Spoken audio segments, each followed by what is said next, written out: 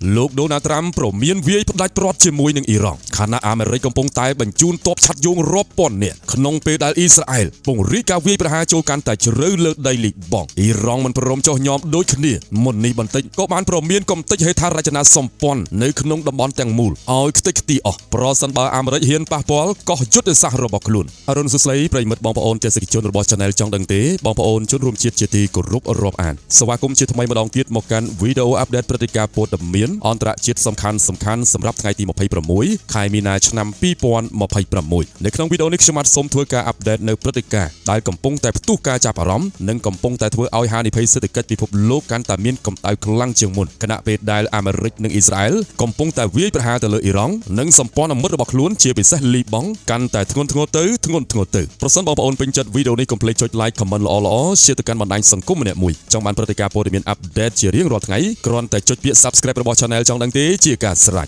យោងទៅតាមរបាយការណ៍ចុងក្រោយបងអស់ស្ថានភាពរវាងមហាអំណាចសហរដ្ឋអាមេរិកនិងអ៊ីរ៉ង់បានឈានដល់ចំណុចគ្រោះថ្នាក់បំផុតដែលមិនធ្លាប់មានបន្ទាប់ពីមន្ត្រីជាន់ខ្ពស់ម្នាក់នៃមន្ទីរបញ្ចកោណបានទម្លាយឲ្យដឹងថាទីក្រុង Washington បានបញ្ជាឲ្យដាក់ពង្រាយទាហានអាមេរិកប្រមាណជា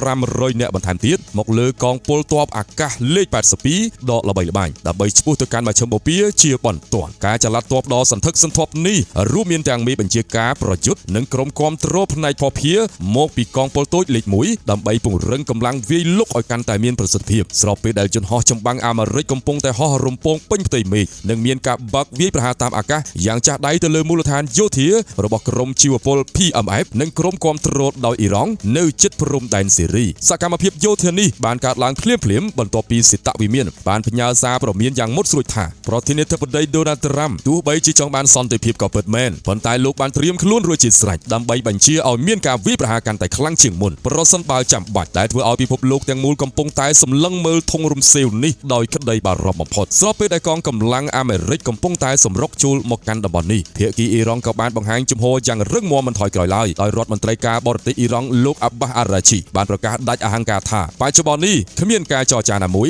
ជាមួយនឹងសហរដ្ឋអាមេរិកទេហើយសារដែលបញ្ជូនតាមរយៈអ្នកសម្របសម្រួលផ្សេងៗគឺគ្មានន័យស្មើទៅនឹងការចរចាសន្តិភាពឡើយអ៊ីរ៉ង់បានច្រានចោលផែនការទាំង15ចំណុចរបស់អាមេរិកដោយចាត់ទុកថាជាសំណើដែលមិនសមហេតុមិនសមផលបំផុតខណៈពេលដែលប្រធានសភាអ៊ីរ៉ង់លោកមហាមេត Bagher Ghalibaf បានចេញមកប្រមានធ្ងន់ធ្ងរថាខ្លួនកំពុងតែតាមដានរាល់ចលនារបស់សត្រូវដែលមានបំណងចង់កាន់កាប់កោះយុទ្ធសាស្ត្ររបស់អ៊ីរ៉ង់ជាពិសេសគឺកោះខាងដែលជាដង្ហើមសេដ្ឋកិច្ចប្រេងតែមួយគត់របស់អ៊ីរ៉ង់លោកបានសង្កត់ធ្ងន់ថាប្រសិនបើសត្រូវហ៊ានបំពានចូលមកតែមួយជំហានហេដ្ឋារចនាសម្ព័ន្ធសំខាន់ទាំងអស់របស់ប្រទេសនៅក្នុងតំបន់ដែលផ្ដល់ការគាំទ្រទៅដល់អាមេរិកនោះនឹងក្លាយទៅជាគោលដៅនៃការវាយប្រហារសងសឹកឥតឈប់ឈររហូតទៅដល់ខ្ទេចខ្ទីក្លាយទៅជាផៃផង់ដែលនេះគឺជាការប្រកាសសង្គ្រាមទ្រង់ទ្រាយធំបំផុតគ្របដណ្ដប់តំបន់ឈូងសមុទ្រទាំងមូលដោយឡែកប្រសិនបើក្រឡេកមកមើលសមរភូមិនៅភាគខាងត្បូងប្រទេសលីបង់ឯណោះវិញស្ថានភាពកំពុងតែឆេះរៀលដាលមិនចាញ់គ្នានោះដែរដោយកងកម្លាំងអ៊ីស្រាអែលក្រោមបញ្ជារបស់លោក Benjamin Netanyahu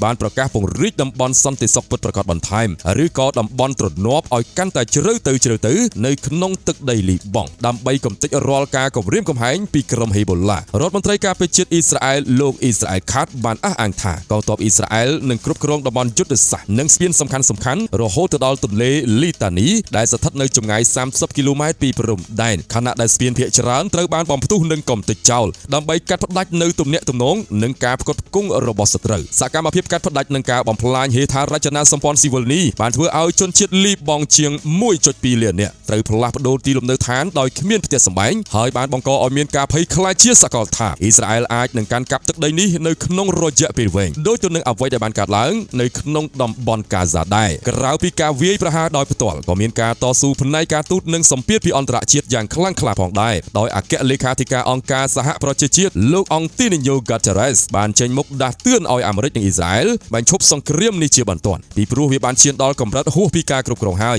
យលោកបានសង្កត់ធ្ងន់ថាគំរូនៅកាហ្សាមិនត្រូវឲ្យកើតមានឡើងវិញនៅលីបង់ឡើយហើយបានអំពាវនាវឲ្យភាគីទាំងអស់ងាកមករកផ្លូវការទូតវិញជាជាងការឡើងជណ្ដើរនៃអំពើហិង្សាទន្ទឹមនឹងនេះមេដឹកនាំកាតាបានថ្កោលទោសរាល់ការរំលោភទៅលើអធិបតេយ្យភាពរដ្ឋនិងបានពិភាក្សាជាមួយនឹងរដ្ឋមន្ត្រីអ៊ីរ៉ាក់ដើម្បីស្វែងរកវិធីទប់ស្កាត់កុំឲ្យទឹកដីរបស់ប្រទេសណាមួយត្រូវបានប្រើប្រាស់ដើម្បីគំរាមកំហែងទៅដល់រដ្ឋជិតខាងដែលនេះបង្ហាញឲ្យឃើញអំពីកិច្ចខិតខំប្រឹងប្រែងចុងក្រោយដើម្បីបញ្ជាសង្គ្រាមលោកលើកទី3ភាពមិនច្បាស់លាស់នៃសន្តិភាពបានបន្តគ្របដណ្ដប់ខណៈពេលដែលក្រុម ជីវពល PMF នៅប្រទេសអ៊ីរ៉ាក់បានប្រកាសបង្កើនប្រតិបត្តិការវាយប្រហាររបស់ខ្លួនទៅលើកម្លាំងអាមេរិកនៅក្នុងរដ្ឋឈូងសមុទ្រដូចជាហ្សង់ដានីដើម្បីឆ្លើយតបទៅនឹងការបញ្ជូនទ័ពបន្ថែមរបស់មន្ទីរបញ្ចកោណនៅឯក្រុងវ៉ាស៊ីនតោនសមាជិកសភាអាមេរិកបានបង្ហើបថាមានការពិភាក្សាអំពីការស្នើសុំកញ្ចប់ថវិកាយោធាចំនួន$200,000 លានដើម្បីចំណាយទៅលើសង្គ្រាមជាមួយនឹងអ៊ីរ៉ង់នេះដែលបង្ហាញថាអាមេរិកបានត្រៀមលក្ខណៈសម្រាប់ការប្រយុទ្ធរយៈពេលវែងនិងទ្រង់ទ្រាយធំ